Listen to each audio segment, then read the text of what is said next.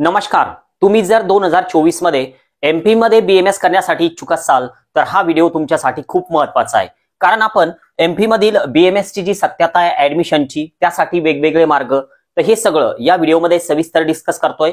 मित्रांनो, एमपी मध्ये जे पण बीएमएस कॉलेज आहे, तुम्ही कुठल्या जरी बीएमएस कॉलेजला गेले तर आमचे जिजव अकॅडमीचे विद्यार्थी त्या ठिकाणी तुम्हाला हमखास मिळतीलच. आता मागच्या 3 वर्षापासून आम्ही एमपी साइडला बीएमएस च्या ऍडमिशन करतोय आणि यामध्ये नेमका अनुभव काय येतो तर हे मी या व्हिडिओमधून थोडं स्पष्ट करतोय. पण यावर्षी थोडी स्थिती बदललेली आहे. जसं 2021 मध्ये होतं, 2022 मध्ये, 23 मध्ये होतं, तसं 24 मध्ये होईल की नाही तर याची खात्री थोडी कमी आहे. तर त्यामुळं हा व्हिडिओ थोडा सविस्तर बघा, नंतरच तुम्ही एमपी बीएमएस काउन्सिलिंगचा निर्णय घ्याल. बघा, आता सुरुवातीला तर एमपी मध्ये जर तुम्हाला बीएमएस करायचा असेल, तुमचा स्कोर हा 162 प्लस यायला पाहिजे, तरच तुम्ही एमपी मध्ये बीएमएस चं काउन्सिलिंग करू शकता स्टेट कोटामधून. ओके, एआयक्यू मधून, ऑल इंडिया मधून तुम्ही कॅटेगरीमध्ये क्वालिफाय असला तरी सुद्धा चालतं, पण अलॉटमेंट एवढी सहजासहजी मिळत नाही एआयक्यू मधून. आता ऍडमिशनचे जे वेगवेगळे मार्ग आहे तर त्याबद्दल आपण बोलूया आणि हेच खरे महत्वाचे आहे. बघा, एमपी मध्ये कुठेही तुमची फसवणूक व्हायला नको, कारण तुम्ही अदर स्टेट जाताय. जो पण व्यक्ती तुम्ही निवडलेला आहे तर तो गॅरंटेड आहे का, तुमच्या पैशांची गॅरंटी आहे का, तर हे खूप महत्वाचं आहे. वेगवेगळे कॉलेजेस आहेत, वेगवेगळ्या गोष्टी आहेत, फीज आहेत, अजून बऱ्याचशा गोष्टी की जे या व्हिडिओमध्ये मी डिस्कस करतोय. तर त्यासाठीच थोडं सविस्तर ऐका. म्हणजे थोडक्यात जिजव अकॅडमीचं जरी काउन्सिलिंग घ्यायचं असेल तर ही सत्यता बघा आणि नंतरच मग निर्णय घ्याल. बघा, आता ऍडमिशनचे वेगवेगळे जे मार्ग आहे, तर पहिला मार्ग असा आहे की आता सध्या कॉलेजमध्ये एक प्रकार सुरू झालेला आहे की बऱ्याच कॉलेजमध्ये, सर्व कॉलेजमध्ये नाही पण बऱ्याच कॉलेजमध्ये फाईल बनवणे, थोडक्यात फाईल सिस्टीम सुरू झालेली आहे. सगळ्या कॉलेजबद्दल मी बोलत नाही, पण काही ठराविक एमपी मधले कॉलेजेस असे आहेत, मग ते भोपाळमध्ये असतील, अजून इतर शहरामध्ये असतील, त्या कॉलेजमध्ये फाईल बनवून घ्या तर असं सांगण्यात येतं. आता हा फाईल नेमका काय प्रकार आहे तर हे लक्षात घ्या. तुम्हाला कॉलेजला व्हिजिट केल्याच्या नंतर सर्व कॉलेज दाखविल्या जातं आणि त्या ठिकाणी तुमचे ओरिजिनल डॉक्युमेंट्स आणि टोकन अमाऊंट म्हणून काही रक्कम घेतली जाते. पण फाईल बनवणं म्हणजे तुमची सीट बुक झाली तर असा तुमचा समज असेल तर थोडं थांबा. तुमची फाईल बनवली म्हणजे तुमचा 100% ऍडमिशन त्याच कॉलेजमध्ये होईल तर याची गॅरंटी नसते. तर याचं रिझन सुद्धा मी समोर सांगतोय, तर त्यामुळे थोडं सविस्तर ऐका. आता हा झाला ऍडमिशनचा पहिला मार्ग की त्या ठिकाणी फाईल बनवावी लागते. पण यातली सत्यता सुद्धा आपण बघणार आहोत की फाईल बनवल्यावर नेमकं होतं काय. ठीक आहे, आता जो दुसरा मार्ग आहे नंबर 2चा, तर तो आहे मित्रांनो की आपण स्वतःचं काउन्सिलिंग स्वतः करणे किंवा महाराष्ट्रामध्ये एखादा काउन्सिलर निवडून आपण सरळ काउन्सिलिंग प्रक्रियेमध्ये भाग घेणे. ठीक आहे, काउन्सिलिंग प्रक्रिया. आता या काउन्सिलिंग प्रक्रियेमध्ये जर आपण भाग घेतला तर नेमक्या कोणकोणत्या अडचणी आपल्या समोर येतील तर हे सुद्धा आपण याच व्हिडिओमध्ये डिस्कस करतोय. हे ऍडमिशनचे 2 मार्ग आहे. यामध्ये अडचण नेमकी कोणती आणि यामध्ये अडचणी नेमक्या कोणत्या, दोन्ही ठिकाणी तुम्ही अडचणीत येणार आहात. लक्षात घ्या, तुम्ही जिजव अकॅडमी जरी जॉईन केलं तरी सुद्धा तुम्ही दोन्ही ठिकाणी अडचणीत येणार आहात. म्हणजे कोणतंही काउन्सिलिंग सेंटर जॉईन करा, एखाद्या कॉलेजला जा, फाईल बनवा, तरी अडचणी आहे. तर हेच आपण या व्हिडिओमध्ये सविस्तर इथनं समोर बघूया. ठीक आहे, आता मी येतोय फाईल बनवणे हा प्रकार. समजा तुम्ही एखाद्या कॉलेजला व्हिजिट केली, मग ते कॉलेज कोणत्याही सिटीमध्ये असो. एमपी मध्ये बऱ्याचशा सिटी आहेत, जसं की भोपाळ असेल, सिहोर असेल, त्यानंतर तुमचं जबलपूर आहे, त्यानंतर बालाघाट आहे, वेगवेगळ्या प्रकारचे जे काय सिटीज आहे, इंदोर आहे. आता या ठिकाणी तुम्ही गेलात, समजा कॉलेज बघितलं आणि त्या ठिकाणी एक व्यक्ती की जो तुम्हाला कॉलेज दाखवतोय आणि तो व्यक्ती तुम्हाला कन्व्हिन्स करतो की मैं आपका 100% अलॉटमेंट इसी कॉलेज में करवाऊंगा. तर यामध्ये काय सत्यता आहे तर ती बघा. तुम्ही समजा तुमचे फाईल बनवण्यासाठी तुमचे डॉक्युमेंट्स दिलेत, ओके, ओरिजिनल डॉक्युमेंट दिलेत. एक नंबर की तुम्ही तुमचे सगळे डॉक्युमेंट्स त्या ठिकाणी देऊन टाकले आणि हे सगळे जे डॉक्युमेंट्स आहेत तर हे सगळे डॉक्युमेंट्स तुमचे ओरिजिनल होते. ओके, यानंतर तुम्ही काही अमाऊंट पेड केली. आता ही जी अमाऊंट आहे तर ही जी काय समजा तुम्हाला डिमांड झाली त्यानुसार तुम्ही देणार आहात, तर ही अमाऊंट तुम्ही दिली समजा. आता तुम्ही काय केलं की तुम्ही निवांत झालात की आता आपला या कॉलेजला नंबर लागला, आपली ऍडमिशन झाली. पण लक्षात घ्या, ज्या पण वेळेस तुम्ही एखाद्या कॉलेजमध्ये ओरिजिनल डॉक्युमेंट्स आणि काही रक्कम जमा करता तर ते लोक काय करतात की काउन्सिलिंग प्रक्रिया सुरू झाली की तुमचं रजिस्ट्रेशन करतात आणि तुमचं रजिस्ट्रेशन झालं की नंतर मग चॉईस फिलिंग सुरू होते. आता चॉईस फिलिंग सुरू झाल्याच्या नंतर ज्या कॉलेजमध्ये तुम्ही फाईल बनवलेली आहे तर त्या फक्त एकाच कॉलेजचं नाव ते लोक टाकत चालतात. जर तुम्हाला अलॉटमेंट झालं तर ते कॉल करून तुम्हाला बोलून घेतील. आता बघा काय होणार आहे, समजा पहिला राऊंड लागला, ओके, फर्स्ट राऊंड. आता फर्स्ट राऊंड मध्ये समजा तुमचं एकच कॉलेज चॉईसमध्ये ठेवलेलं आहे. आता यामध्ये समजा तुम्हाला अलॉटमेंट नाही झालं, तुम्ही कॉलेजला कॉल केला की सर आमच्या ऍडमिशनचं नेमकं काय झालं, क्या हो गया सर हमारा एडमिशन का, तर ते तुम्हाला म्हणतील की आप निश्चिंत रहिए सर, आपकी पूरी जबाबदारी हमारी है, हम अलॉटमेंट करवा लेंगे. फर्स्ट राऊंड मध्ये तुम्हाला कॉलेज नाही मिळालं, आता परत समजा सेकंड राऊंड लागला, त्यांनी परत एकच कॉलेज तुमच्या चॉईस फिलिंग मध्ये टाकलं सेकंड राऊंडला सुद्धा, तरी सुद्धा तुम्हाला समजा कॉलेज अलॉट नाही झालं, तर परत तुम्ही कॉल करता, तुम्ही थोडं पॅनिक होता, परत ते तुम्हाला सांगतील की सर आप निश्चिंत रहिए, जवाबदारी हमारी है, हम करवा लेंगे, हम आपका अलॉटमेंट करवा लेंगे, आप रुकिए. आता समजा सेकंड राऊंड मध्ये सुद्धा तुम्हाला अलॉटमेंट मिळालेलं नाही, पण आता तुमचा स्कोअर जर चांगला असेल आणि याच कॉलेजमध्ये जर का तुमचं अलॉटमेंट झालं, तर ते तुम्हाला कॉल करतील, हमने आपका काम करवा दिया है, आप आइए और ऍडमिशन ले लीजिए. तर असं होऊ शकतं.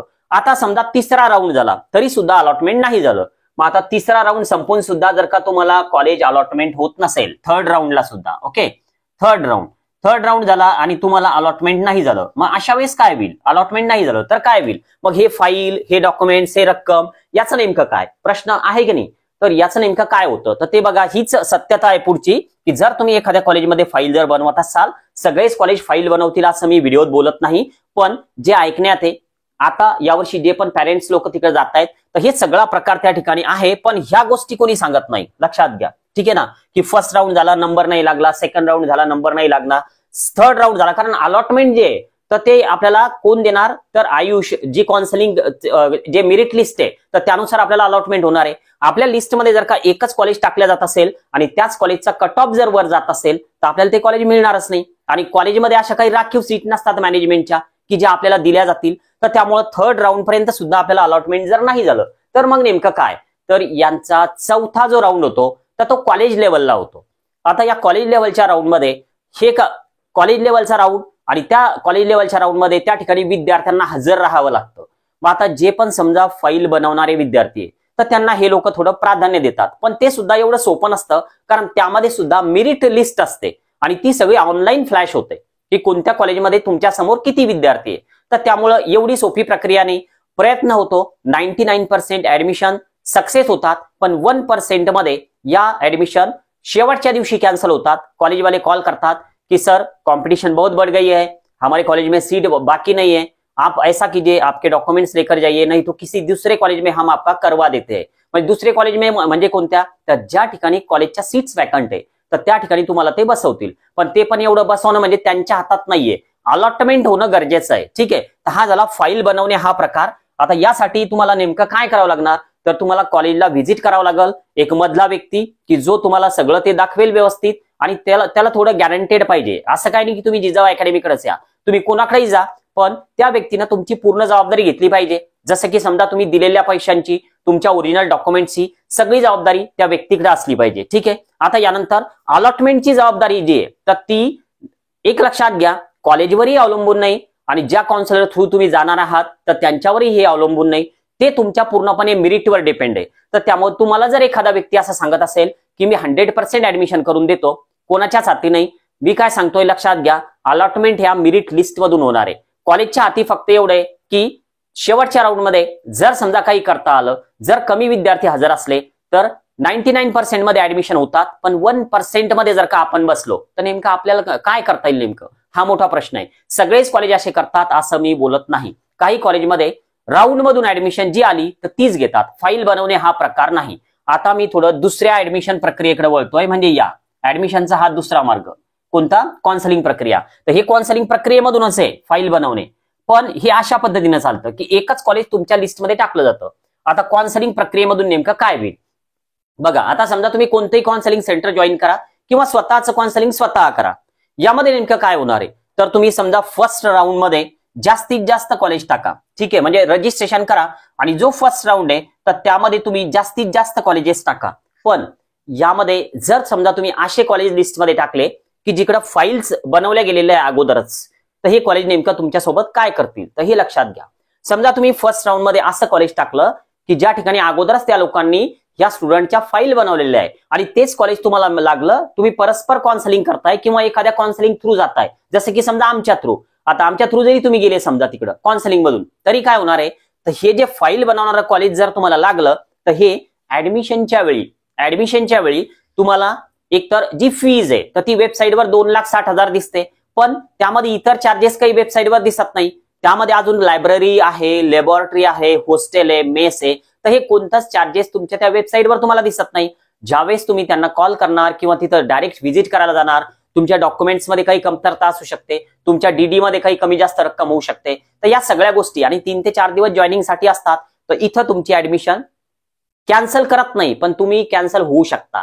का बरं? कारण तुम्ही त्यांचं जे काय क्रायटेरिया आहे तर तो पूर्ण केलेला नाहीये. तुमचं मेडिकल फिटनेस सर्टिफिकेट नेमकं त्यांच्या फॉर्मॅटमध्ये पाहिजे. ते जर तुमच्याकडे नसेल तर ते तुमची ऍडमिशन त्या ठिकाणी घेणार नाही. मग आता हे नेमकं का नाही घेणार, तर त्याचं एक रिझन हे पण होऊ शकतं. ठीक आहे ना. पण सगळेच कॉलेज असे करत नाही. आता समजा परत तुम्ही सेकंड राऊंड मध्ये पुन्हा चॉईस फिलिंग केल्या आणि सेकंड राऊंड मध्ये तुम्हाला असं कॉलेज मिळालं की जिकडे फाईल सिस्टीम नाही, तर इथं तुमची ऍडमिशन कदाचित होऊ पण जाईल. जर थर्ड राऊंड मध्ये मिळालं, थर्ड राऊंड मध्ये सुद्धा तुमची ऍडमिशन होऊ शकते. म्हणजे काही न बेजारी न होता. पण जर थर्ड राऊंड पर्यंत अजून कॉम्पिटिशन वाढली तर मग तुम्ही अडचणीत येऊ शकाल. तर त्यामुळं एमपी मध्ये यावर्षी मग ते कोणतंही शहर असो, तुम्हाला जर ऍडमिशन बीएमएस ची करायची असेल तर या दोन्ही गोष्टींमध्ये तुम्हाला रिस्क आहे. एक तर तुम्ही फाईल बनवली तर एकच कॉलेज तुमच्या लिस्टमध्ये टाकल्या जाऊ शकतं. ते जर अलॉटमेंट नाही झालं तर शेवटच्या दिवशी तुमचे ओरिजिनल डॉक्युमेंट्स, तुमचे पैसे हे सगळं तुम्हाला वापस त्या ठिकाणून मिळू शकतं. पण मिळेल याची 100% गॅरंटी मी या व्हिडिओमध्ये घेत नाही बरं का. तुम्ही नेमकं कोणत्या माध्यमातून जाताय तर यावर त्या सगळ्या गोष्टी डिपेंड करतात.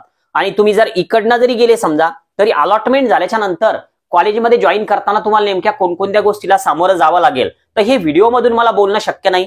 तर ते तुम्ही स्वतः समजून घ्या, कारण पब्लिक मी काही बोलू शकत नाही. या गोष्टी सगळ्या समजून घेण्याच्या आहे. जर तुम्ही एखाद्या काउन्सिलिंग थ्रू जाताय किंवा स्वतःचं काउन्सिलिंग स्वतः करताय तरी सुद्धा तुम्हाला त्या ठिकाणी त्रास होऊ शकतो अलॉटमेंट झाल्याच्या नंतर. बरं, मग या सगळ्या प्रक्रियेला म्हणजे ही झाली सत्यता की तुम्ही कोणत्याही माध्यमातून जा, इकडनं जा की इकडनं जा, तुम्हाला एमपी मध्ये रिस्क आहेच. मग याला नेमका पर्याय दुसरा कोणता? तर एक पर्याय असा उरतो की एमपीला लागून जे स्टेट आहे आपलं की जे आहे यूपी, की जिकडं सध्या एमबीबीएसचं काउन्सिलिंग मुलं जवळपास प्रत्येक कॉलेजला यूपी मध्ये आहेत. आता तसं आपण जर समजा यूपी बीएमएस मध्ये जर काही इंटरेस्ट दाखवला तर एमपी आणि यूपीच्या बॉर्डरवर सुद्धा काही कॉलेजेस आहेत की जे 2,04,000 फीज वाले, 2,35,000 फीज वाले, 2,60,000 फीज वाले आणि त्यांचा हॉस्टेल मेस चार्ज आहे थोडंफार 50,000 ते 1,00,000 जर डिपॉझिट जर आपण दिलं तर या ठिकाणी कोणताही त्रास न होताना आपली ऍडमिशन राऊंड मधून त्या ठिकाणी होऊ शकते. मग जर समजा तुम्ही एमपी मध्ये जाताय तर मग यूपी त्या ठिकाणून काही जास्त अंतर नाही. ह्या सगळ्या प्रक्रियेमध्ये जाऊन रिस्क मध्ये येऊन एमपी साठी हे जर तुम्ही निवडलं तर ही शेवटपर्यंत तुम्हाला म्हणजे झोप न लागू देणारी ही प्रक्रिया आहे. आमच्या प्रक्रियेमध्ये मागच्या वर्षी एक स्टुडंट, एक पॅरेंट असे होते की आम्ही त्यांची काउन्सिलिंग फीज वगैरे सगळी जमा केलेली होती. त्यांना आम्ही डॉक्युमेंट व्हेरिफिकेशनसाठी भोपाळला पाठवलं. ते परस्पर कॉलेजला गेले का, तिथं त्यांना एका व्यक्तीनं एवढं कन्व्हिन्स केलं, थोडक्यात तो त्या कॉलेजचा एजंट असावा, त्यांचे ओरिजिनल डॉक्युमेंट्स घेऊन ठेवले आणि त्यांच्याकडनं 25,000 रुपये अमाऊंट घेऊन टाकली. आणि त्यांनी नंतर मग आम्हाला कॉल केला की सर आमची ऍडमिशन झाली, आमची काउन्सिलिंग जी फीज आहे तर ती आम्हाला परत मिळेल का? एकदा भरलेली काउन्सिलिंग फीज जी आहे तर ती नॉन रिफंडेबल असते. तर त्यामुळे मी त्यांना स्पष्ट सांगितलं की आम्ही तुमची प्रक्रिया अगोदरच केलेली आहे तर त्यामुळे ती नॉन रिफंडेबल. पण शेवटपर्यंत त्या विद्यार्थ्याची ऍडमिशन झाली नाही, वर्ष वाया गेलं. ठीक आहे. आणि आता या वर्षी नेमकं तो प्रक्रियेमध्ये आहे किंवा नाही तर हे सुद्धा मला अजून माहिती नाही. पण त्या विद्यार्थ्याचं वर्ष पूर्ण वाया गेलं फक्त इकडच्या सिस्टीममुळे, या फाईल सिस्टीममुळे. पण तुमची जर तयारी असेल थोडीफार रिस्क घेण्याची तर तुम्ही एमपीचं काउन्सिलिंग नक्की करा. पण तुम्हाला जर 100% कोणतंही रिस्क नाही घ्यायचं तर तुम्हाला एमपी आणि यूपीच्या बॉर्डरवरचे सुद्धा कॉलेजेस मिळू शकतात. मग यामध्ये आग्रा असेल, ग्वालियर पासून काही अंतर आहे, म्हणजे वेगवेगळ्या ठिकाणचे कॉलेजेस आहेत यूपी मध्ये. आणि चांगले कॉलेज जर आपण निवडले, आपलं अलॉटमेंट जर तिकडे झालं तर ह्या जो सगळा अडचणींचा प्रकार आहे तर यामधून कुठेतरी आपण दूर जाऊन रिलॅक्स होऊन आपली ऍडमिशन होऊ शकते. तर त्यामुळे तुम्ही जर यामध्ये तयार असाल तर नक्की एकदा या नंबरला मला व्हॉट्सअपला कळवा, 84 59 81 89 23. ठीक आहे. कारण आता इकडे जरी आम्ही 3 वर्षापासून ऍडमिशन करतोय, जवळपास 2021 पासून, पण यावर्षी मला या प्रक्रियेबद्दल थोडं या ठिकाणी आता पब्लिकलीच बोलतोय मी की या प्रक्रियेमध्ये मला न जावं असं वाटून राहिलं, कारण सगळ्याच विद्यार्थ्यांना याचा त्रास होणार आहे. ठीक आहे. 2021 मध्ये ऍडमिशन केल्या, 22 मध्ये केल्या, 23 मध्ये केल्या, आता सध्या 24 आहे. पण मी स्वतःहून सांगतोय की या प्रक्रियेमधून तुम्हाला त्रासच होणार आहे. तो त्रास तुम्हाला होईल, तो त्रास आम्हाला सुद्धा होईल. तर त्यामुळे त्यापेक्षा बेटर ऑप्शन आहे की आपण इकडे जर जायला तयार झालात तर नक्की आम्हाला कळवा. आज आपण या ठिकाणी थांबूया. Okay, bye.